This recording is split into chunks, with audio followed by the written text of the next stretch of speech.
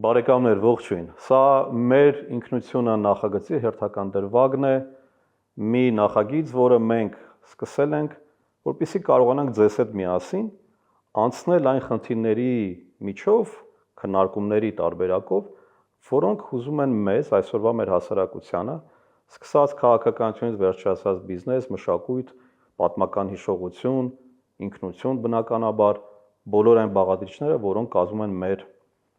պետականության, այսպես ասած, այդ կտավը եւ մենք մեր հյուրերի միջոցով ենք փորձում դա անել, իրենց աչքերով տեսնել այդ խնդիրները եւ ամենակարևորը հասկանալ դրանց լուծումները, ընկալումները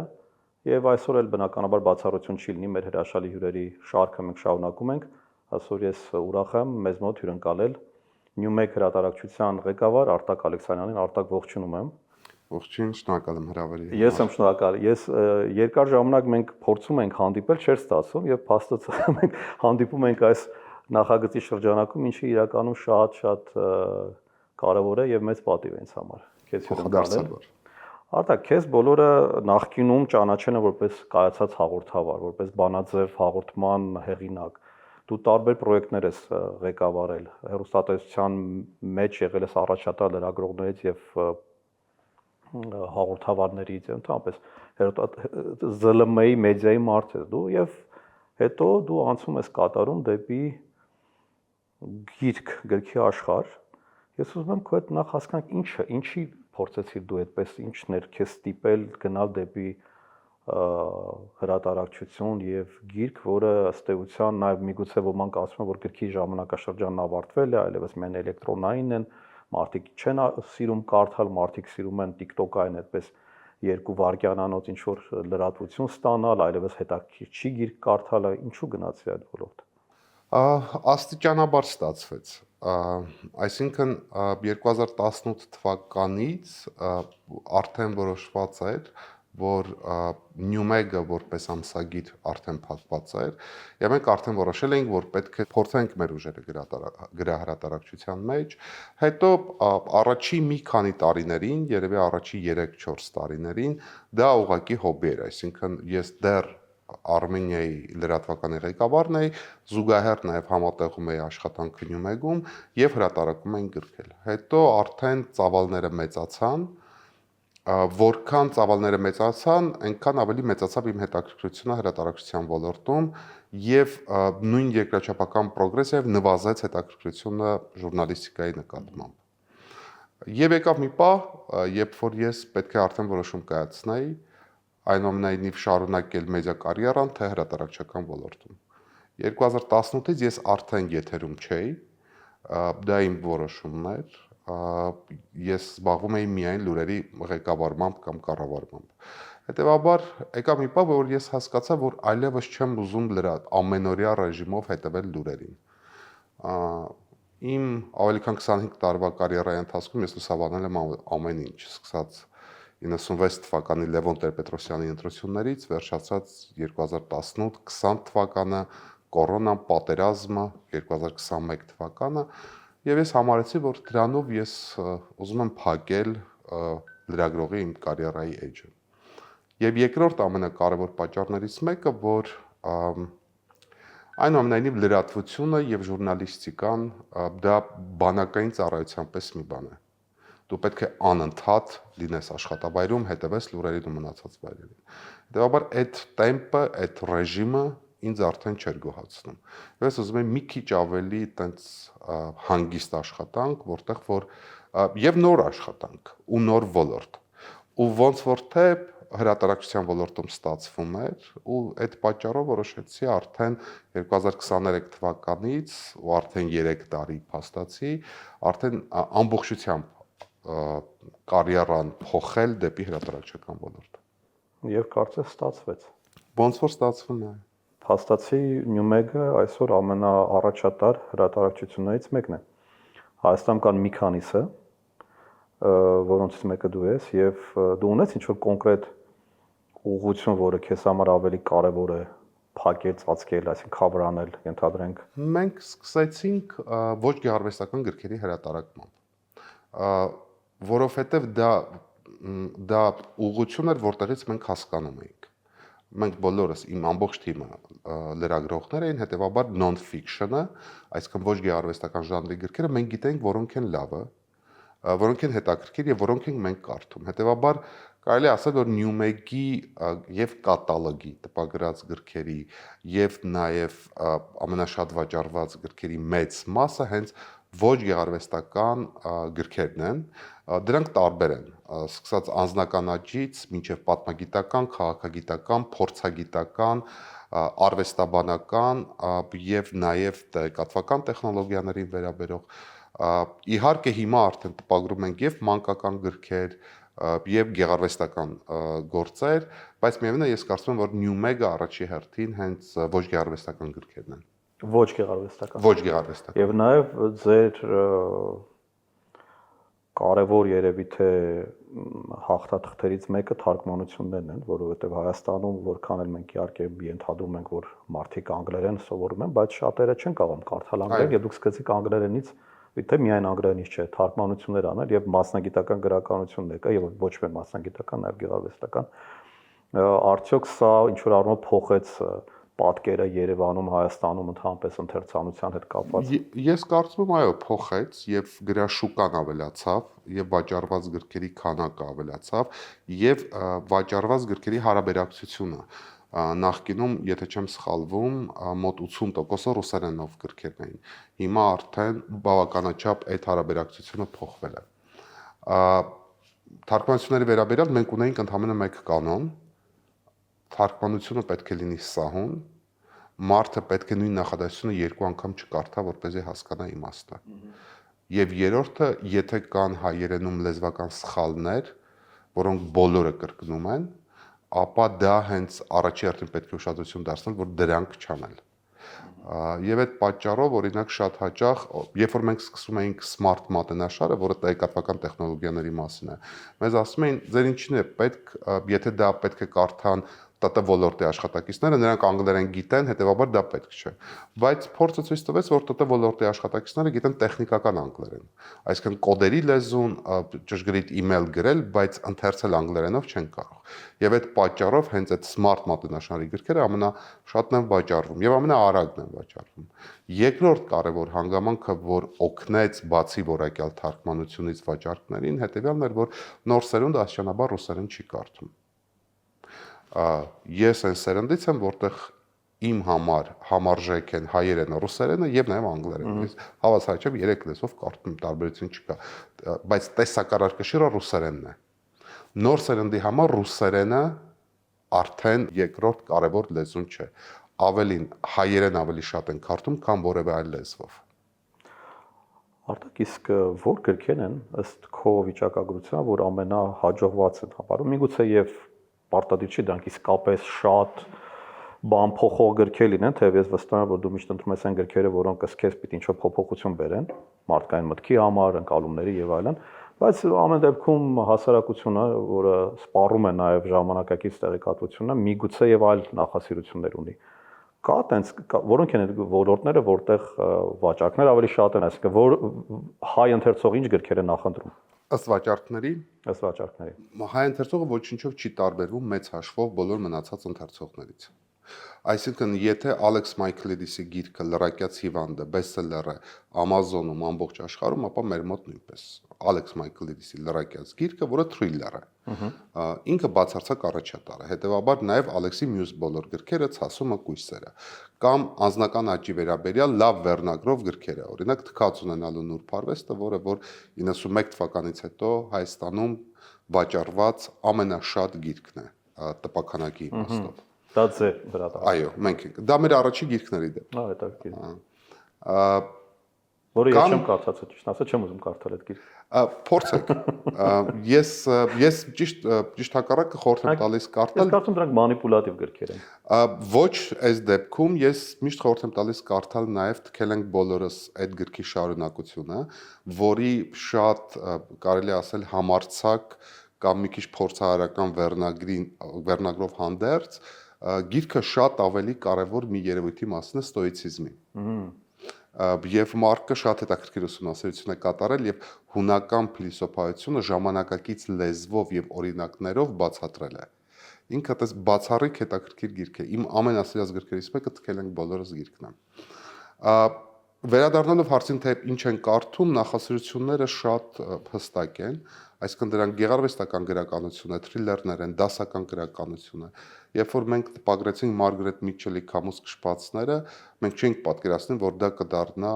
բեսթսելլեր, ավելին մենք որքան տպում ենք, այնքան սպառվում է։ Եվ իհարկե հայ հեղինակներին, որոնց որ սիրում են։ Ես գաղտնիք կա, թե ինչու են սիրում այս կամ այն գիրքը։ Տրենդային են, որովհետև տրենդային է, որովհետև լսել են, որովհետև այդ սարաֆանային ռադիոն է աշխատել, որովհետև ինչ որ BookTok է, TikTok-ում է պոպուլյար, տարբեր են պատճառները։ Արտակ ինչ ես կարծում, արդյոք Հայաստանը կրթության առումով ինչ որ քայլ արել է դեպի ավելի ընթերցանության կրթվելու, ինքնակրթվելու հատված, թե ինքը չի փոխվել եւ մնացել է նույնը, որին դուք փորձում եք երևի նպաստեք, որ մարդիկ ավելի շատ կրթվեն, ավելի շատ, ես ում կամաց գանք կրթության դաշտ, որովհետեւ ըստ իս ինքնության, ընդհանրապես պետության կայացման համար կրթությունը եւ կրթված քաղաքացին ամենակարևոր միավորներից մեկն է, առանց կրթված քաղաքացու չենք կարող մենք պետականություն կառուցել։ Շատերը նաեւ ասում են, որ ընդհանրենք, տեսեք, կրթության մակարդակը շատ ցածր է, մարդիկ տեսեք ինչպիսի ռեֆլեքսիաներ ունեն, անհասկանալի քաղաքական դիրքորոշումներ, ուղղակի մարդկանց համարում են զոմբիացված, արդյոք ըստ ձեզ Հայաստանում ավելի շատ են զոմբիացված, թե ավելի շատ են կրթված մարդիկ։ Ես կարծում եմ գրքերի վաճառքների բարելավված ցուցանիշները կապ չունեն պետության հետ։ Ճիշտ հակառակը, այսինքն հասարակության իշխանության հետ։ Այսինքն այստեղ իրենք ոչինչ չեն արել, որպեսզի մարդիկ ավելի շատ գիրք գնեն։ Ճիշտ հակառակը, ես կարծում եմ, որ գնալով վատթարացող կրթական համակարգի պատճառով են մարդիկ ավելի շատ գիրք գնում, որտեղ հասկանում են ինքնակրթության անհրաժեշտությունը։ Գլոբալ դարում, երբ որ հաղորդակցությունը բաց է, մարդիկ ոչ միայն իմանում են նոր բաներ, այլև մարդիկ սկսել են հասկանալ, թե ինչ չգիտեն։ Եվ այս ընթերցանության աճը գալիս է նրանից, որ մարդիկ փորձում են իրենց կրթության բացակայությունը լրացնել ինքնակրթությամբ, որի ուղիղ ճանապարհը գրքերն են։ Իսկ միգուցե ուզում են հետ չմնալ տրենդից եւ ցույց տալ, որ իրենք էլ ինչ որ գրքեր են կարդում, ոչ թե իսկապես, ինչպես որ ես ասում, ինքնակրթության կարիք ունեն։ Եվ մեկը մյուսին չի բացառում։ Գնված գիրքը մի օր ընթերցվելու է։ Կարծում ես։ Այո։ Կրթությունը նորաձև է, ինչ կասես այդ տրենդի մասին։ Արդյոք իսկապես դա, եթե մի կողմ թողնենք իշխանության պրոյեկտ է դա, իրական դա կարող է նպաստել, թե հակառակը դա որևէ ձև չի նպաստել։ Այլ ամեն ինչ հայտարարել։ Այստեղ խնդիրը կարգախոսի գեղեցիկ քննչելը չի։ Այստեղ խնդիրը հետեւյալն է, թե այդ կարգախոսի տակ ինչ գործողություններ են դրված։ Եթե կրթվելը նորաձև է, ապա դրա տակ պետք է դրված լինեն պետական հանձնաժողովի կողմից հաստատված կրթական բարեփոխումների փաթեթ, որտեղ պետք է հայտարարվի, թե միջին վիճակագրական հայ քաղաքացին, որը կունենա դպրոցի դիպլոմ, կավարտի դիպլոմը, ինչ գիտելիքների բազայով է ավարտելու։ Չափելի դարձնել իրենց, հա։ Մեր պետությանը ապագա քաղաքացին, որը չի շարունակելու իր կրթությունը բուհում, բայց որպես քաղաքացի, որը 18 տարեկան ստանում է անձնագիր եւ ստանում է ավագ դպրոցի վկայական, ինչ գիտելիքներ են իրեն տալու, որպեսզի ինքը կարողանա ապրել, աշխատել եւ ընտանիք կազմել Հայաստանի Հանրապետությունում։ Ես կարծում եմ դա է։ Այդ դեպքում ցանկացած կարգախոս կունենա իմաստ։ Հակառակ դեպքում ամեն ինչ ֆլեշմոբ է եւ ամեն ինչ քաղաքական ռոպագանդա։ Երբ որ մենք նայում ենք կրթական ցուցանիշներին, մենք տեսնում ենք, որ 12-րդ դասարան ավարտածների 27%-ը ֆունկցիոնալ անգրագետ է։ Ֆունկցիոնալ անգրագիտությունը դա ՄԱԿ-ի փորձագետների կողմից հաստատված չափանիշ է, ըստ որի մարդը ոչ միայն տառաճանաշ չէ, այլև ունի այն տրամաբանությունը, որը նրան կօգնի կողմնորոշվելու կյանքում, այսինքն ինքը անունակ է իր վերաբերյալ որևէ որոշում կայացնելու։ Եվ այդպիսիք են Հայաստանի բոլոր շրջանավարտների յուրաքանչյուր երրորդը։ 27%-ը դա հաստատված թիվ է, այդպես վիճակագրություն կա։ բայց դա խայտարակ բարձր թիվ է։ Դա մենք իրականում կանգնած ենք կրթական ապոկալիպսիսի առաջ։ Ավելի վատ թվեր կան 9-րդ դասարանցին 8-րդ 9-րդ դասարանցիների, եթե չեմ սխալվում, 37%-ը չի կարողացել հաղթահարել հայերենի քննության նվազագույն շեմը։ Այսինքն յուրաքանչյուր երրորդը տարրական հայերեն չգիտի։ Ես էլ չեմ խոսում այն մասին, որ 5-րդ 6-րդ դասարանցիները չեն կարողանում կարդացած տեքստը հասկանալ, վերաշարադրել ու վերապատմել։ Կարելի է չափազանցնել, կարելի է ասել, որ սա 30 տարվա կրթական ձախողումների արդյունք է, ամեն մեկը կարող է գտնել դրա բացատրությունը կամ արդարացումը, բայց օրվա վերջում մենք ունենք մի իրավիճակ, երբ որ հանրակրթությունը այսօր կրթական աղետի առաջ է կանգնած։ Իսկ ինչ եղավ մեր հետ, ինչ կատարվեց, չէ՞ որ մենք ըստ առասպելի համարվում ենք կրթություն սիրող, խելացի, աշխատասեր ազգ։ Սա մի նարատիվ է, որը մեզ միշտ պատմել են, որ մենք շատ խելացի ենք։ Չէ, դա խորհրդային միությունն էր այդպես որոշել ու դա խորհրդային ստանդարտ էր, գրագիտության մակարդակը, որը 98% էր։ Գրագիտություն, այսինքն ուղղակի գրել կարդալ ճանաչող են, Դա գիտեն եւ այլն։ գրագիտության մակարդակն էր, Բայց հիմա դու խոսում ես ավելի շատ ինտելեկտուալ, հա, հատվածի մասին, որ այսինքն IQ-ների կամ իրենց հմտությունների, որը ես նույն գրագիտության մասին նույն գրագիտության, այսինքն 27%-ը չի կարող ենթադրենք շարադրություն գրել, այո, կամ չի կարող նորմալ 27%-ը չի կարող որոշել, եթե իր անձնագրի ժամկետը սպառվում է, որտեղ գնալ, որ անձնագիրը փոխել։ 27%-ը չի կարող որոշել, եթե երկու մեքենա է դրված, որը գնի ըստ գնի եւ արտադրության որակի։ Եվ 27%-ը բացառապես չի հասկանում, թե ինչ է նշանակում վարկ եւ վարկի տոկոս, հա։ Եվ վարկի տոկոս։ Ցավալի է իրականում այդ իրողությանը այդպես առերեսվել եւ մտածել, որ մենք իսկապես գործ ունենք ոչ թե մտածածի, այլև իրական անգրագիտության հետ, որի արդյունքում մենք տեսնում ենք նաեւ քաղաքական եւ այլ որոշումների հարցում, երբ եթե այդ անգրագիտության ազդեցությունը կամ մենք շուտով ընտրությունների են գնալու եւ խնդիր է առաջանում, թե մարդիկ ինչպես են կողմնորոշվելու, թե ում են ընտրում եւ ինչ հիմքով։ Ընտրությունները այլ թեման են, որը ոչ այնքան կրթական, որքան քաղաքական տեխնոլոգիաների արդյունք են։ Մարդիկ ընտրում են տպավորություններով, այսինքն էմոցիաներով։ Այո։ Ինչ էմոցիան են առաջացնում քեզ այսօրվա իշխանությունները։ Դժվար է ասել, որովհետև մենք չունենք հստակ սոցիոլոգիական պատկեր, կարծիքները կարող են շատ տարբեր լինել ըստ այն սոցիալական փուչիկի, որի մեջ դու ապրում ես։ Այսինքն, եթե դու իշխանամետ ես, ապա քո սոցիալական ցանցերի լրահոսը այդպիսին է, քո ընկերներն են այդպիսին։ Եթե դու ընդդիմադիր ես, ապա քո շրջապատը եւ նաեւ քեզ շրջապատող իրականությունն է այդպիսին։ Ընտրությունները լավ լակմուսի թուղթ են, որպեսզի ցույց տան, թե որոնք են այդ տրամադրությունները։ Մենք այսօր ունենք ինքնության խնդիրը քեզ արտակ։ Ես այս հարցը մեկ-մեկ ուղիղ եմ տալիս, քանի որ իհարկե ինքնություն ասածը շատ բազմաշերտ է եւ ես բազմիցս այս հաղորդումն հենց պատրաստելիս միշտ դա եմ ասում էր լսարանին, որ ինքնությունը մեկ բան չի, մեկ բառ չի, ինքը էմոցիա չի, ինքը կոնկրետ կոնստրուկտ է, որից ինքը բաղկացած է տարբեր հատվածներից եւ այդ թվում եւ առաջին հերթին նաեւ կրթությունից, քաղաքական ընկալումներից, ամեն ինչից ինքը, բայց մենք կարծես նախ հարց չենք տվել երբեք թե մենք ով ենք եւ երկրորդ չենք ուզում հասկանալ թե մենք ինչ ենք անելու, մենք ուր ենք գնում, ընդհանրապես ուր է այս ամեն ինչը տանում, կարծեք թողել ենք ինքնահոսի։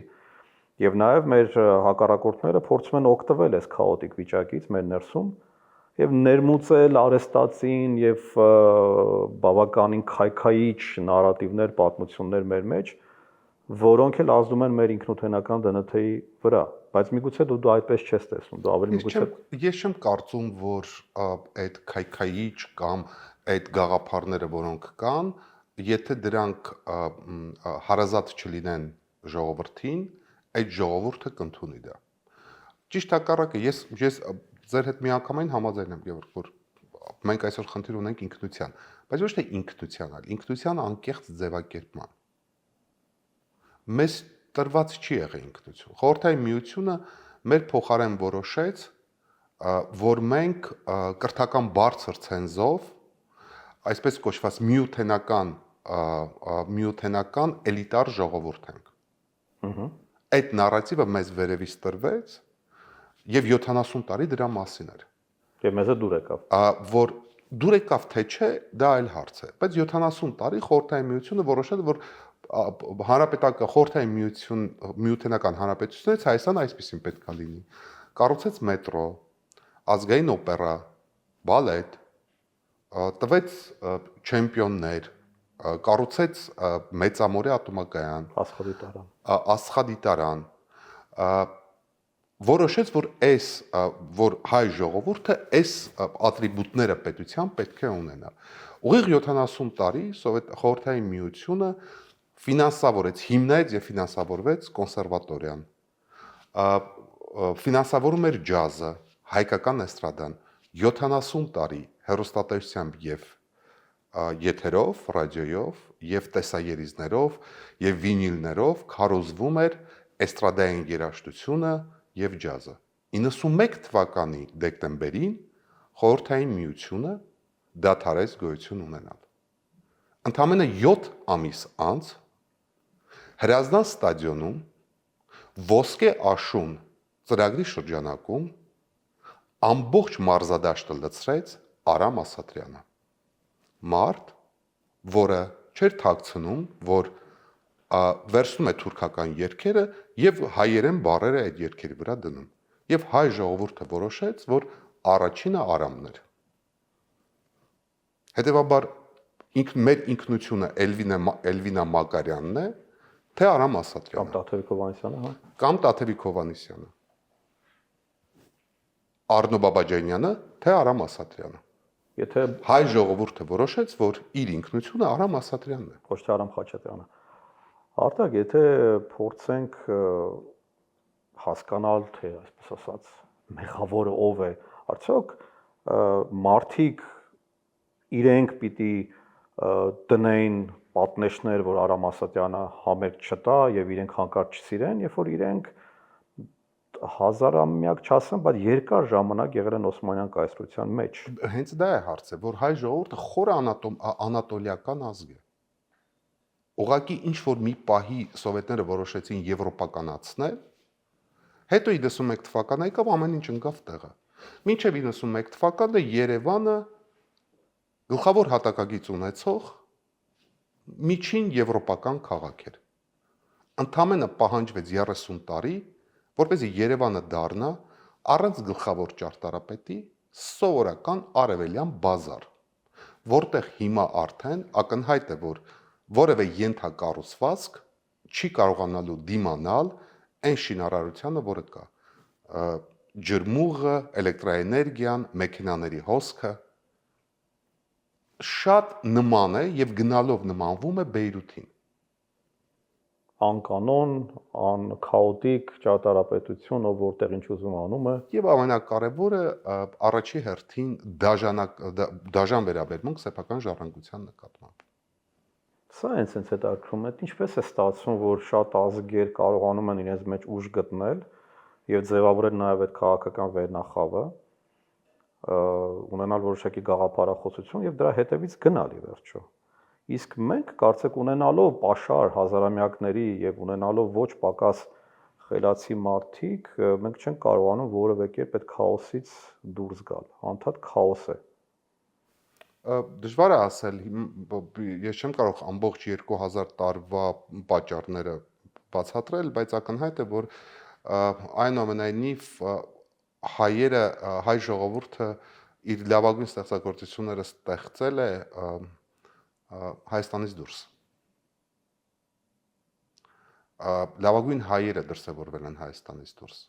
Նրանք, ովքեր ներսում են եղել, կամ չեն հասկացվել, կամ չեն սիրվել։ Բայց ու նշեցիր խորհրդային տարիներին, մենք ունեցել ենք Թամանյան, ունեցել ենք Համբարձումյան, Արամ Խաչատրյան, հարյուրավոր։ Այդ ժողովուրդը չէր որոշում, այդ Մոսկվան էր որոշում։ Իսկ մի քիչ թեմայից մի քիչ ուրիշ կողմ գնամ, արևմտամետականության մասին կարծես խոսեցի, այսինքն եվրոպական մշակույթի մուտքը դու կապեցիր խորհրդային միության հետ։ Արդյոք կարող ենք ենթադրել, որ երբ որ մարդիկ իրենց համարում են արևմտամետ, հենց նկատի ունեն խորհրդային ընկալումը, որ իրենք եվրոպացի են, որովհետև իրենք ավելի շատ այդ խորհրդային միության եվրոպացու ընկալումն են իրենց մեջ կրում, ոչ թե իրական արևմտյան արժեհամակարգը կամ այդ տարբերությունն են հասկանում եւ լավը եւ վատը ընդ որում իրանք միշտ տեսնում են այդ ձգտումը դեպի արևմուտք, որը ավելի շատ գալիս է խորհրդային միության ժամանակ եղած այդ ձգտումից։ Չէ, ես նկատի ունեի ավելի շատ քաղաքակրթական կողմնորոշիչները, իսկ այն ինչ որ վերաբերում է արևմտամետությանը կամ եվրոպամետությանը, ես կարծում եմ, որ դա այնուամենայնիվ ոչ թե քաղաքակրթական, այլ արժեքային նախասիրություններ են, որոնք այդքան է կապ չունեն, այդ երկուսը իրար հետ այդքան փոխկապակցված չեն։ Ինչու մեզ մոտ մենք չունենք այդ հայակենտրոնությունը, կարծես կարևոր է թե որ կենտրոնին ավելի շատ կհարես, ընդհանրեն ռուսական մշակույթն է քեզ ավելի հարազատ թե եվրոպական, բայց ոչ երբեք որն է հայկականը, իրական հայկական այդ շերտը ինչու մենք չենք կարող գնահատել։ Երբեք չենք ունեցել։ Եվ Ռուսաստան, թե ռուսական կայսրություն, թե Եվրոպա, այդ օրակարգը միշտ է եղել։ Երևի պատճառներից մեկը այն է, որ չենք քաղաքական միտքը այդքան ճկունց չի եղել։ Մենք գիրք տպեցինք Նաիրա Սահակյանի գիրքը, որը կոչվում էր Խաղաղության հայկական գինը, որը պատմում էր, թե 1918 թվականին ինչպես էին քաղաքական կուսակցությունները որոշում ինչ պետք է անեն Ռուսաստանի հետ հարաբերություններում եւ այդ ժամանակ արդեն քննարկում են թողնել Արևմտյան Հայաստանը, հանձնել Թուրքիային եւ հանգիստ ապրել, թե այնուամենայնիվ պայքարել Արևմտյան Հայաստանի համար եւ երբ որ դու նայում ես թե 18 թվականին հայկական քաղաքական մամուլին եւ քաղաքական կուսակցությունների հայտարարություններին իդենտիկ կրկնվում են ինչ որ այսօր։ Իսկն սա այնպես չի որ նոր խնդիր է, վերջի 200 տարիների։ Մենք ծույլ ենք։ Ինչով ծույլ։ Եթե մենք չենք ուզում պայքարել, պահելու Արևմտյան Հայաստանը, պահելու Արցախը, պահելու մեր սահմանները, ինչ է դա։ Մի կողմ թողնենք, ենթադրենք դրանք դավաճան են, բան դա թող պատմությունը որոշի եւ մենք ի վերջո կհասկանանք թե ով ինչ է արել։ Բայց այդտեղ չկա նաեւ ծուլության բաղադրիչը, ծուլության տարը։ Չուզենալու ջանք թափել, հոգ չտանել քո սեփական, ինչպես օրինակ կրթությունը, մարդը չի ուզում անընդհատ գիրք կարդա, սովորի, ինքնակրթվի, որովհետեւ ծույլ է։ Չէ, ես չի ասի ծույլ է եւ հետո ես չէի ամեն ինչ չէի տանի դեպի ժողովուրդ։ Ժողովուրդները նույնն են եւ ժողովուրդները ուզում են նույն բանը՝ լավ ապրել։ Հետեւաբար այստեղ ամեն ինչ մեղադրել ժողովրդին բնավ չեմ կարծում որ տեղին է։ Ես կարծում եմ որ խնդիրը այն է որ մենք ավելի շատ իշխանության եւ որոշում կազմողների համար է ասում, որովհետեւ հաստատ ժողովուրդը չէր պահող Արևմտյան Հայաստանը, այլ կուսակցությունները, այսինքն decision maker-ները կամ ինչ որ ազդեցություն ունեցողները, իշխանություն ունեցողները վերջը։ Ցավոք սրտի մենք միշտ ունեցել ենք էլիտա, որը ունեցել է իրավունքներ եւ չի գիտակցել իր պարտականությունը։ Մինչդեռ էլիտան դա պարտականության եւ պարտքի զգացման ընկալումն է։ Մենք ունեցել ենք ուղղակի առևտրային էլիտա, իսկ բիզնես էլիտան բոլորովին տարբերվում է իրական էլիտայից։ Բիզնես էլիտան շատ ավելի կոնֆորմիստ է, ճկուն, հարմարվող եւ որոշակի առումով անսկզբունքային։ Ես կարծում եմ, որ վերջի 200 տարում շատ բան չի փոխվել։ Բայց իսկը դու ես բիզնես էլիտայի մաս, բայց ոչ այդպեսին։ Երբեք չեմ մտածել այդ մասին, ես կարծում եմ ես էլ որ դու fantastic business success story ես բերում Հայաստան, այսինքն ինչպես կարելի է ուղղակի նաև երևի երբ որ դու սկսել ես ասեն դե լավ ինչի ես սկսում ով է գիր կարդալում է հետաքրիր ենթադրենք էլ պետքա փող ծախսելու ես վերջում ոչ մի բան չես ստանալու, բայց դու ինչ որ բանով հավատացել ես։ Էլիտա ես կհամարեմ, եթե ունենամ իմ առաջի վաստակած $1 միլիոն, դրան շատ հեռու եմ։ Դեռ շատ երկար պիտի անցնեմ։ Դե իրական, բայց բիզնես էլիտան դու նշեցիր, որ ինքը ավելի հարմարվողական է, որովհետև իր շահերը մի փոքր այլ են, քաղաքական շահերը այլ են, բայց Հայաստանում մենք ունենք ընդհանրապես բիզնես էլիտա կայացած կոնե։ Մենք 100 տարի առաջ բիզնես էլիտա էր, հիմա օլիգարխիա։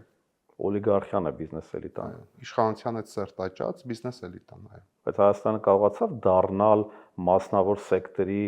որտեղ ինքը կապիտալիզմի ավելի շատ հատուկ երևույթ է, մասնավոր սեկտոր, ինքը կայացած է քեզ։ Դժվար է ասել, ըստ տնտեսական ցուցանիշների կայանում է, քաղաքական գնահատականները տարբեր են, միջազգային կազմակերպությունները բավականաչափ լավատեսորեն են տրամադրված։ Որքան գիտեմ, օրինակ հրատարակ շատ տներ կան, որոնք պետական պատվիրի հաշվին են ապրում։ Այո։ Դու, որքան գիտեմ, ոչ։ Այո։ Այդտեղ մրցակցության մեջ խնդիր չկա։ Ոչ, ամեն մեկը տնտեսական իր մոդելն է ընտրում, արդյոք դրա մեջ կա անհավասար մրցակցության պայմաններ, կարծում եմ չկա, որովհետև այլ բան է, որ նրանց համար չի գործում արտոնյալ հարկային ռեժիմ, այլ բան է, որ նրանք կարողանում են իրենց այսպես կոչված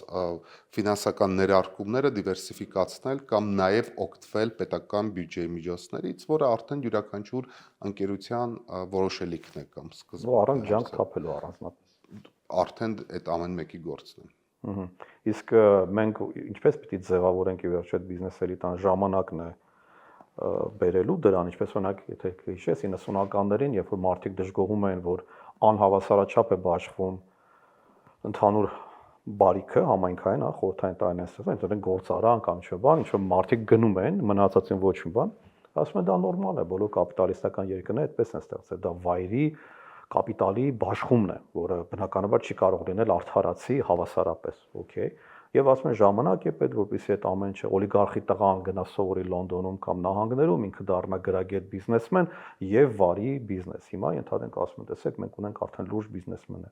Այսինքն դա իսկապես ժամանակի ընթացքում ինքնամաքրման ճանապարհ է, թե դա կոնկրետ գործողություն պիտի լինի, որը չի արվում, եւ արդյունքում այդ իներցիայով դու չես կարողանալու երբեք ձևակերպել, ձևավորել գործող իրական բիզնես վերնախավ։ Ես կարծում եմ ես կարծում եմ, որ առաջինը պետք է գա գործարարների նոր սերունդ, որը կարողանա գիտակցել սոցիալական պատասխանատվությունը։ Սոցիալական պատասխանատվություն եւ սեփական վարքով, եւ սեփական որոշումներով, եւ նաեւ երկրի սոցիալական կյանքին ներգրավված լինելով։ Դա եւ կամավորականությունն է, եւ մշակույթի եւ արվեստի հովանավորությունն է, եւ կորպորատիվ նոր կուլտուրան է։ Այսինքն պետք է գան այսպես կոչված սպիտակ վերնաշապիկ հագնող մարդիկ,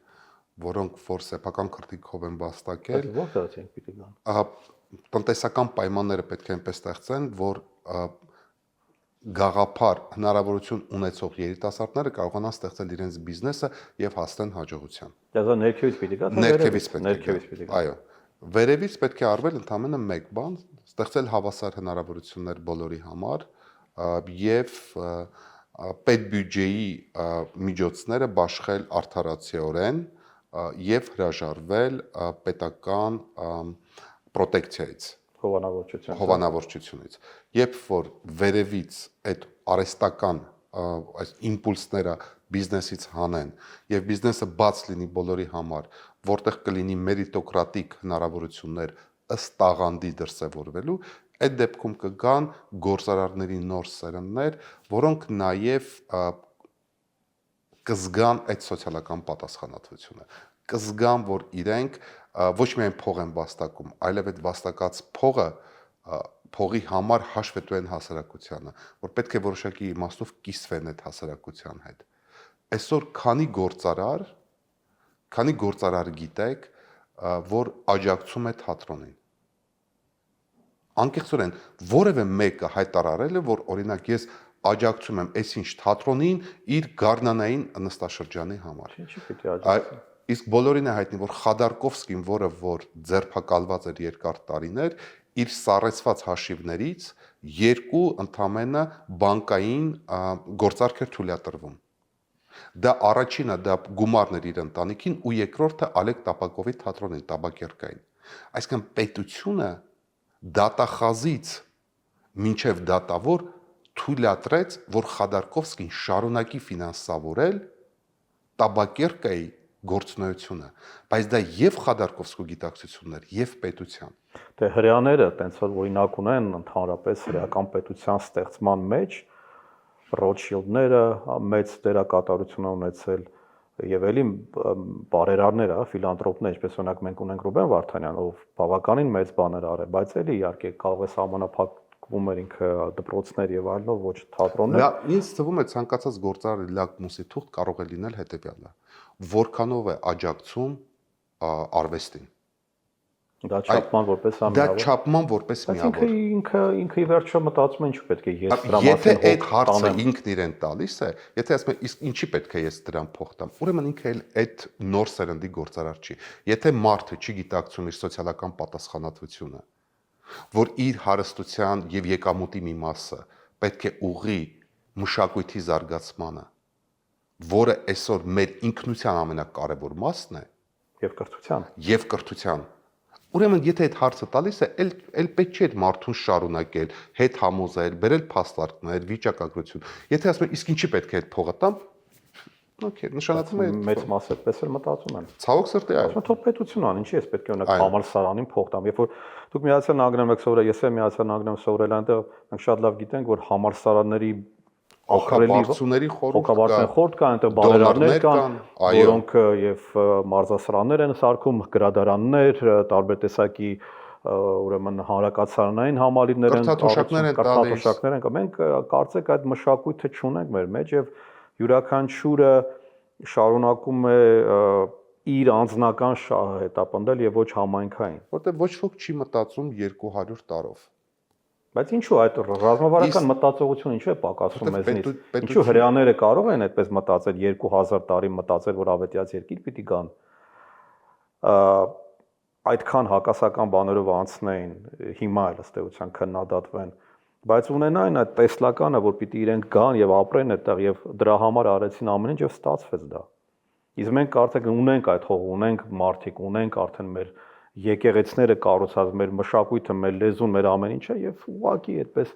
բացարձակ արհամարական ու նույնիսկ այդպես փնթի վերաբերմունք այդ ամեն ինչին։ Դժվար է ասել։ Ասորիներն էլ իրենց 1915 թվականից հետո դարձան Բոստոնի մի հատ մեծ համայնք։ Ընդհանրապես։ Ճակատագրերը տարբեր են։ Ինչպես մենք չվերածվենք այդ համայնքի, անկարծ չվերածվենք Պաղեստինի, այսպես ասած, որի տարածքից վերցրեցին եւ իրենց ասին դուք այստեղ ապրեք, բայց մեր կանոններով։ Ինչպես մենք չվերածվենք այդ գետոյի հանկարծ, Աստված մի արասը իհարկե։ Բարդ է ասել։ Ես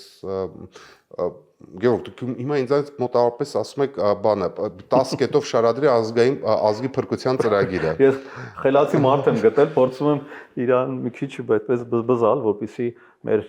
լսարանը, ես ուզում եմ լսարանին մտածելու տեղիք տալ, ռեֆլեքսիայի հնարավորություն տալ, որտեղ ըստիս այն որ դու նկարագրում ես նաև ռեֆլեքսիայի բացակայություն, որ մարդիկ չեն նստում եւ մտածում, իսկ ինչու այս բանը այսպես եղավ, իսկ ինչպես դա կանխել, ինչ կլինի, եթե քայլերի հերթականությունը տանի սրան, այսինքն վերլուծական միտքը ի վերջո ոչ թե ուղակի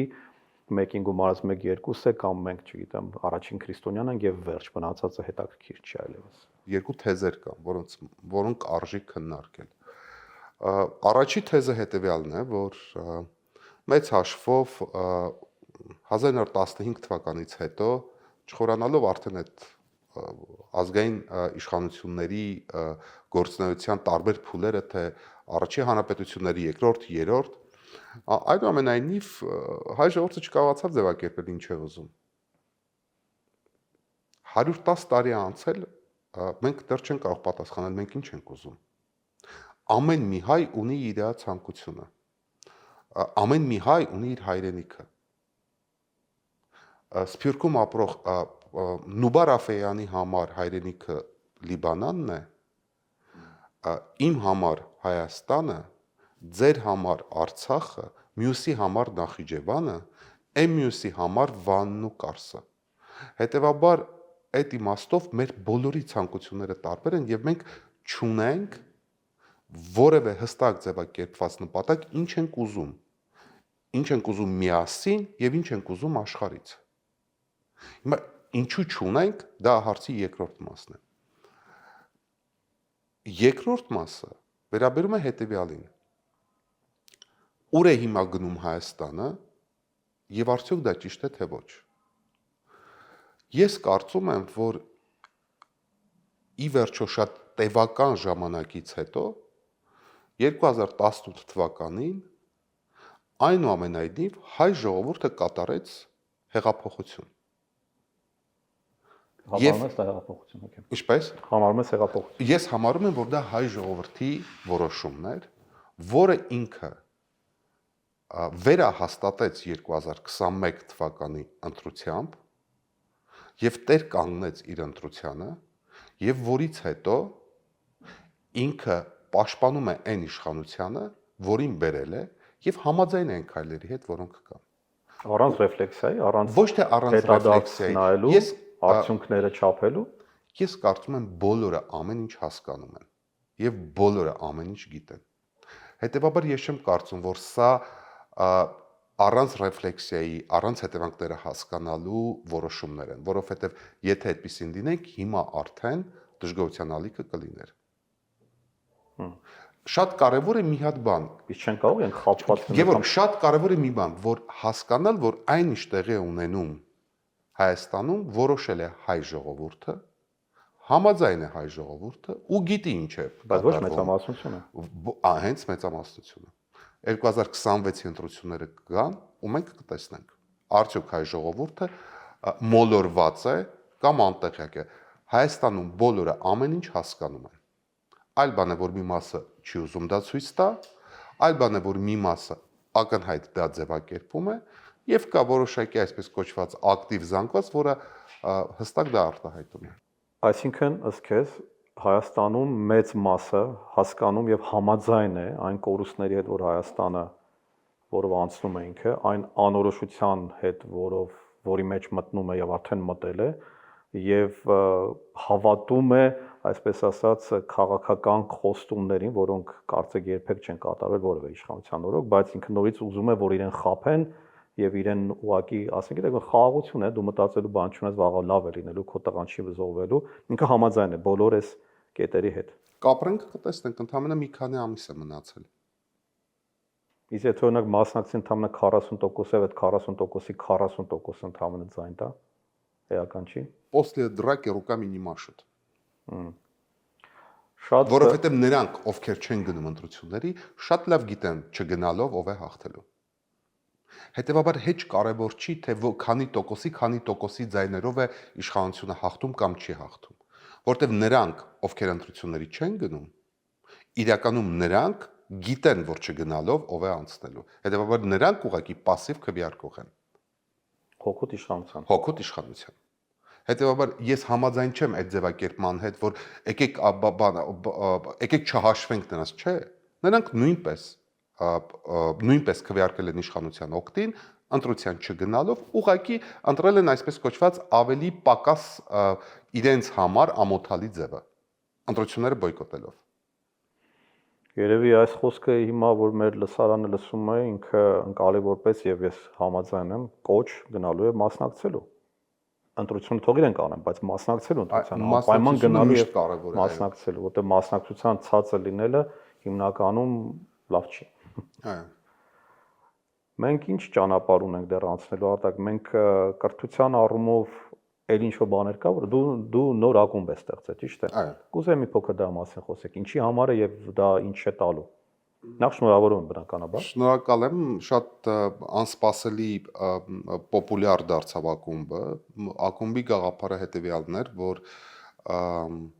ստեղծել համախոհների խումբ, որոնց հետ միասին քննարկել գրքեր ու գաղափարներ Ակումբի ներսում, այո, ակումբի ներսում։ Ինչա՞ դու բոլոր գրքերը, որ տպագրել եք, կարդացել ես, հա, օքեյ։ Եվ մի քիչ էլ ավելին։ Խնդիրը հետեւյալն է, որ անկախ ամեն ինչից մարդը սոցիալական երևույթ է եւ ցանկանում է շփվել։ Իսկ հիմա հատկապես այս օրերին, երբ որ վերջի մի քանի տարիներին հասարակությունը այնքան է քաղաքականապես բևեռացված, որ շատ հաճախ նույնիսկ անմեղ զրույցները վերջում վերածվում են թշնամության։ Մենք որոշեցինք, որ կստեղծենք ապահով միջավայր, որտեղ մարդիկ կգան, կզրուցեն եւ ոչ ամենևին քաղաքականության մասին։ Երկրորդ բանը, որ մենք որոշեցինք անել, որ քանի որ մեր միջոցառումները գնալով ավելի մեծանում են, ապա դա ավելի կոնսերվացնենք դեպի ավելի փոքր համայնքներում եւ դրա համար այդ մոդելը ստեղծեցինք, որը գլոբալ առումով տարեկան բաժանորդագրություն է, որի շրջանակում դու ամեն ամիս ստանում ես անվճար 2 գիրք, որը դու ես ընտրում եւ այդ ամսվա նոր հրատարակված գրքերից կամ 5 գրքերից։ Մասնակցում ես գրական ակումբին, ամսվա գիրքն եք քննարկում եւ նաեւ տարբեր դասախոսությունների եւ հանդիպումների։ Այսինքն մենք առաջարկեցինք մարդկանց ստեղծել մտածելու դրթող մի սոցիալական վայր, որտեղ կգան եւ կխոսեն հենց այդ գրքի գաղափարների մասին, կխոսեն միմյանց հետ, կշփվեն։ Վերջերս տեղի ունեցավ մեր առաջի հավաքը եւ այնտեղ ծանոթանում էինք, տեղերը սահմանափակ էին, ընդամենը 100 տեղեր եւ ցանկանում էինք ծանոթանալ, թե ովքեր են նրանք, ովքեր միացել են։ Գեորգ, չեք պատկերացնի, որքան բազմաշերտ էր եւ անտանելի հետաքրքիր, որովհետեւ օրինակ միացել էր դեղագործ։ Միացել էր քիմիական նյութերի արտադրությամբ զբաղվող ընկերության ղեկավար։ Միացել էր անվադողերի մատակարարման զբաղվող ընկերությունների ղեկավար, բայց այդ մարդկանց բոլորին միավորում էր մի բան, ասում էին, որ մենք կարոտ ենք մնացել գնալ միտեղ, որտեղ մի խելացի բան լսել։ Եվ ոչ քաղաքական։ Եվ ոչ քաղաքական այո։ Դա ինչ որ առումով այդ փախուստի է, escapism-ի ինչ որ դրսևորում է։ Այո։ Ինչ որ օազիս եք ստեղծել, հա, որ ուզում եք որովհետև քաղաքականությունը հիմա տոքսիկ է։ Տոքսիկ է միշտ եղել, բայց հատկապես հիմա, երբ որ եւ դիրքորոշումներն են բևեռացված, եւ նաեւ այս ճանապարհ մենք տենց դանդաղ քայլերով մտնում ենք այդ նախընտրական շրջանը եւ այդ պատճառով կարելի ասել, որ շատ քիչ տեղեր կարելի է գտնել, որտեղ չեն խոսում քաղաքականությունից։ Մի քիչ հակասություն չկա քեզ, որ եթե քաղաքականությունից չեն խոսում, իրենք դառնում են նույն ապատիկ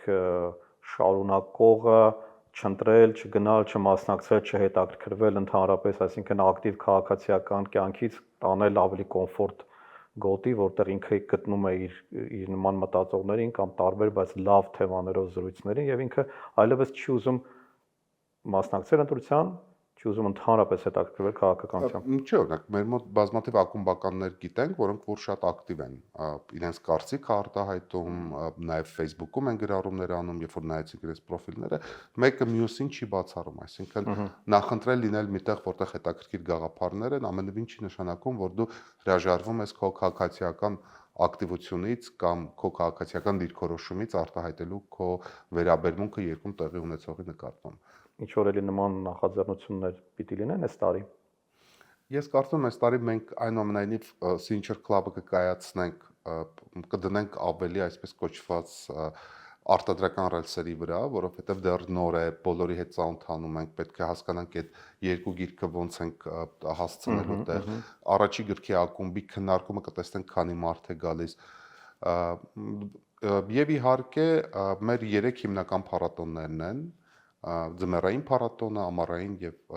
ֆրանսիական գրքերի փառատոնը, փետրվարի 7-ին Dwin Music Hall-ում դա շաբաթ օր է, լինելու է մեր Winter Fest-ը, ձմեռային փառատոնը, որտեղ մենք ներկայացնելու ենք 4 հայ հեղինակների գրքեր, դրանցից մեկը Հենրիխ Մխիթարյանի ինքնակենսագրականն է։ Ինքը գիրք է գրել։ Ինքը գիրք է գրել անցած տարի իտալացի հեղինակի հետ, մենք թարգմանել ենք Ներկա լինելու։ Իր համահեղինակը գուցե գա, Հենրիխը կգա արդեն մրցաշարի ավարտից հետո հունիսին։ Համահեղինակն է ֆուտբոլիստ։ Չէ, իտալացի սպորտային լրագրողը Ալեսանդրո Ալչատոն։ Այդ ոնց որ մեր ամենակարևոր գիրքն է, հենց փետրվարի 7-ին սկսվելու է գրքի վաճառքը ձմեռային փառատոնի շրջանում եւ եւս 3 հայ հեղինակներ են լինելու, որոնցից մեկը ի դեպ շատ հետաքրքիր անսպասելի գիրք է, դա Թովմասյան հիմնադրամով մենք երիտասարդ գրողների մրցույթ էինք հայտարարել եւ այդ հաղթողը գրել է անսպասելի վեպ։ Քանի տարեկան է։ Մոտավորապես 28։ Դավիթը գրել է վեպ Խորհրդային Միության ժամանակ, Սառը պատերազմի ժամանակ, ինչպես են Հայաստանում փորձում ստանալ միջուկային զենք, եւ այդ գաղտնի զորամաս Միացյալ Նահանգները գործողում է ազգության փայ մի հատ տղայի, իսկ զորամասի հրամանատար Մոսկվան նշանակում է ազգության փայ մի հատ տղայի ու նրանց այսպես կոչված երկու հայ ճակատագիր միջուկային զենքի համար։ Ուսում դա գեղարվեստական։ Այո, դա իրական դեպքերի հիման վրա չէ։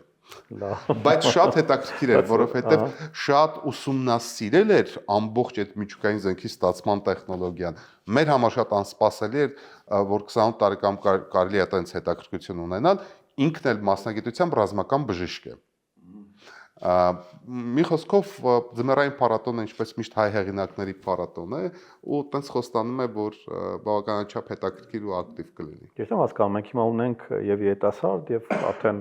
առաջացած տարիքում լավ հեղինակներ, որոնց շատերը միգուցե չեն ճանաչել, այսինքն բացի դասականները, որոնք միշտ շրջանառվել են Չարենց Թումանյան, Սևագի վայելը, մենք ունենք նոր սերունդ, լավ սերունդ գրողների, բանաստեղծների։ Մենք ունենք նոր սերունդ, ունենք բավականաչափ լավ կոմերցիոն գրականության սերունդ եւ այսպես կոչված արդեն հեղինակային գրականության իմաստով կան միջին տարիքի գրողներ, որոնք արդեն կայացած անուն են հանել եւ նորերը, որոնցից հետաքրքիրներին մենք հնարավորություն ենք տալիս հենց Նյումեգով հրատարակվելու եւ հենց այս մրցույթը նրա համար է, որպեսզի տեսնենք թե ինչպիսի նոր տաղանդներ կան եւ Դավիթը դրանցից մեկն է։ Շնորհավորում եմ, որ մենք նման տաղանդներ ունենք եւ դուք էլ իրենց հնարավորություն եք տալիս։ Դա շատ կարևոր լուր է, շատ։ Այո, որովհետեւ միշտ երիտասարդների ձեռագիրը, հայացքը, մտածողությունը միշտ հետաքրքիր է տեսնել, թե նոր սերունդը ոնց է տեսնում նույն երևույթները։ Արտակ եւ ամենավերջում ավանդական դարձած իմ հարցը, թե դուք շատ լավ բաներ նշեցիք, ես կուզեի 1-2 դրական հատկանիշ նշեք, որը դուք տեսնում եք մեր ժողովրդի, մեր ազգի մեջ, միգուցե նոր սերնդի մեջ, միգուցե հին սերնդի մեջ, որը ձեզ միգուցե կարող է այդքան կարևորված չի կամ միշտ չի որ դրսևորվելու հնարավորություն է, բայց դա մերն է, հատուկ է մեզ։ Գիտեք, ես կարծում եմ հայ ժողովուրդը անկախ ամեն ինչից շատ ռացիոնալ է։ Եվ այո, եւ ինքը տենց գիտի որտեղ որ ինչին ինչ նյարդ տալ։ Ներվը ճիշտ տեղում լինել թե չլինել։ Ուղղակի շատ հաճախ մենք մեր բոլոր ցանկությունները եւ հիասթափությունները միշտ կապում ենք ժողովրդի հետ։ Մինչդեռ դրա հասցեատերերը գուցե ուրիշ մարդիկ են։ Դրա հասցեատերերը շատ հաճախ հայ ժողովուրդը չի։ Ամենամեծ գայթակղությունը մեր բոլոր դժբախտությունների մեջ մեղադրել հավաքական ժողովրդին։ Ժողովուրդը անտարբեր է, ժողովուրդը, չգիտեմ, ժեխ է, ժողովուրդը անպատասխանատու է։ Ես այդպես չեմ համարում։ Գեորգ, իմ մայրը 70-անց թոշակառու է, ամբողջ կյանքում հարկերը վճարել է, մեծացրել է 2 երեխայի, պոլիտեխնիկա ավարտել է կարմիր դիպլոմով, իր համար ապրել է, բոլոր ընտրություններին գնացել է, հա, սոցիալական ցանցերում ակտիվ չէ, այնքանով որքանը որ հետևում է իր թորների լուսանկարներին։ Կարող եք բացատրել, ինչով է իմ մայրը մեղավոր։ Ես կարծում եմ, այդպես հազարավոր մարդիկ կան։ Հետևաբար եկեք հայ ժողովրդին չսարքենք մեր հետ տեղի ունեցածի գլխավոր մեղավորը եւ ոչ էլ բենեֆիցիարը, որտեւ այն ինչ որ տեղի ունեցավ, ով շահեց ու ինչ կորցրեց, ես կարծում եմ դրա մեջ ժողովրդի մեղքը ամենանվազագույնն է։ Ժողովուրդը արեց ինչ որ պետք է, տվեց 5000 զոհ։ Այս этаպում դրանից առաջ էլ է տվել զոհեր։ Դրանից առաջ էլ է տվել։ Հետևաբար եկեք խոսենք, եկեք ավելի ազնիվ գտնվենք եւ խոսենք էլիտայի մասին։ Ես ասած Ոնց այդ էլիտան ինչպես կազմակերպվեց, ինչպես համակերպվեց, ինչպես լռեց։ Ինչպես պարզվեց, որ մի օր բոլոր նրանք, որոնք անկախության շրջանի արծիվներն էին, դառան փափուկ խաղալիք։ Հետևաբար մեր հայ ժողովրդին դարձնել մեր բոլորի հիասթափությունների կամ խավության նոխած ես ձեռնպահ կմնայի։ Բայց այդպես էլ անում են, որովհետև դուք տեսնում եք, որ օրինակ լինում է, մենք բոլորս մեղավոր ենք, ընդհանրապես ասում ես ես կոնկրետ ինչով եմ մեղավոր ես հարցում, բայց իհարկե կարելի է փիլիսոփայերեն ասեն, որ բոլորս ինչ-որ հարցում մեղավոր են, բայց շատ կարևոր բան է նշում։ Ինչով ենք, չէ, կոնկրետ ով ինչով, կարող եք բացառել 2020 թվականից հետո գոնե մեկ գեներալ ինքնասպան եղել է թե ոչ։ Կամ դիվանագետ։ Չէ, գեներալ պատերազմի պարտությունից հետո որևէ գեներալ ինքնասպան եղել է գրելով որ կներեք։ Չէ, ուզի որ ինքնասպան լինեն, բայց կուզեի որ պատասխան գոնե դուրս գային աշխատանքից, գոնե հայտարարություն անեն։ Ինչ որ մի բան, հիմա հայ ժողովուրդը ինչով է մեղավոր։ Իհարկե մեղավոր չի։ Ու տենց բազմաթիվ ոլորտներում, երբ որ դու նայում ես, որ տեսնում ես, որ տարիներով մարդիկ օգտվել են պետական ռեսուրսներից, մենաշնորհներից ու ամեն ինչով, եւ իրենց դրսևորել են որպես ինստիտուցիոնալ հիմնասյուներից մեկը, ու հետո վերջում պարզեց, որ իրանք քաղաքականությամբ չեն զբաղվում։ Ուղղակի էլի նորմալ տակուկ փող են աշխատում։ Բա ինչ են այդպես։ Որովհետեւ էլիտա չեն։ Սովորական վաշխառու են։ Դա չի ուզում պատասխանատվություն կրել։ Սովորական վաշխառու են։ Այ դրա պատճառով։ Ինչպես էլի ինչպես փոխել դա այդ դեպքում, ինչպես այդ դուք ասում եք գիտակից ենք, բայց եթե իսկապես մենք այդքան գիտակից ենք, ապա ընդհակառակը մարդ որ գալիս է պաշտոնի, ինքը պիտի իր վրա զգա, ինչպես օրինակ հոգևորականը։ Ինչու է հոգևորականությունը այսքան հիմա հարվածի տակ, որովհետև նաև իրենք էլ են տեղի տվել դա։ Այնպես չէ, որ իրանք իրենց կարգի մեջ են մնացել միշտ, չէ՞։ Այսինքն չեն վերցրել իրենց վրա այդ պատասխանատվությունը հոտի, համայնքի, կրթելու, պահելու, առաջ տանելու, հոգևոր դարձնելու, չէ, իրանք իրենց համար ամեն մեկը, ոչ բոլոր իհարկե մենք շատ լավ հոգևորականով պետական պաշտոնյաները, ինչու պետք է հանկարծ իրենք վաղվանից դառնան պատասխանատու։ Խոսքը պետական պաշտոնյաների մասին չի։ Պետական պաշտոնյաները բյուրոկրատներ են։ Քաղաքացիական օրենսգրքով սահմանված է թե ինչ պետք է անեն։ Հանրային ծառայողի մասին օրենքով սահմանված է նրանց իրավունքներն ու պարտականությունները։ Խոսքը վերաբերում է հանրային եւ բիզնես էլիտայի ներկայացուցիչների մասին, որոնք տարիներ շարունակ օգտվել են արտոնյալ պայմաններից, որոնք ունեցել են բազմաթիվ արտոնություններ, չեն ունեցել երբևէ որևէ պարտականություն։ Ու երբ որ պետք եղավ, որպեսզի իրենք արդեն իրենց դրսևորեն, իրենք ուղղակի մի օր հայտարարեցին, որ իրենք քաղաքականությամբ չեն զբաղվում եւ անհետացան։ Եվ նախընտրեցին շարունակել վաստակել այդ փողերը։ Դրա մասին է խոսքը։ Այո, ցավոք սրտի։ Արտակ, շնորհակալ եմ շատ։ Ես եմ շնորհակալ, շատ անսպասելի զրույց էր, սենց գրականությունից դեպի հայ ժողովրդի ճակատագիր, հետո հայ ժողովրդի ճակատագրից մինչև հայ ժողովրդի մասին դասագրքեր։ Ես շատ շնորհակալ եմ, ես նաև ուզում արտիստի օգտվել շնորհակալություն հայտնել, որ քո հրատարակությունը նաև մեր գիրքը հրատարակեց։ Անպատակ անվտանգություն Էդվարդ Աբրահամյանի եւ իմ հեղինակությամբ, համար կարծեմ որ մենք լավ ձեռքերում ենք եւ մեր համար մեծ պատիվ էր միասին համարել։ Փոխադարձ։ Շնորհակալություն։ Նաև ձեզ ելի բարեկամներ, որ կարողացաք հետևել մեր այս քննարկմանը։ Արտակը բազմաթիվ շատ հետաքրքիր գաղափարներ ասեց։ Դա համար ես կուզեի որ դուք եւս մեկ անգամ եւ կնայեք նորից նայեք, որովհետեւ այն հարցերը որ բարձրացնում է Արտակը եւ այն մոտեցումները, որը առաջ են բերվում, կարեւոր են շատ ռեֆլեքսիայի մտածելու, սկսած կրթական ապոկալիպսից խուսափելու, պատասխանատվություն ստանձնելու, նաև փորձելու հասկանալ, թե մենք ի վերջո ուր ենք գնում եւ մենք ինչ ենք ուզում մեզնից եւ աշխարհից, ինչպես որ Արտակը նշեց, մենք դա դեռ չենք ձևակերպել եւ նա շատ կարեւոր է էլիտաների հայտ գալը եւ կայանալը։ Շնորհակալություն ձեզ եւ ամենակարևորը չվհատվեք։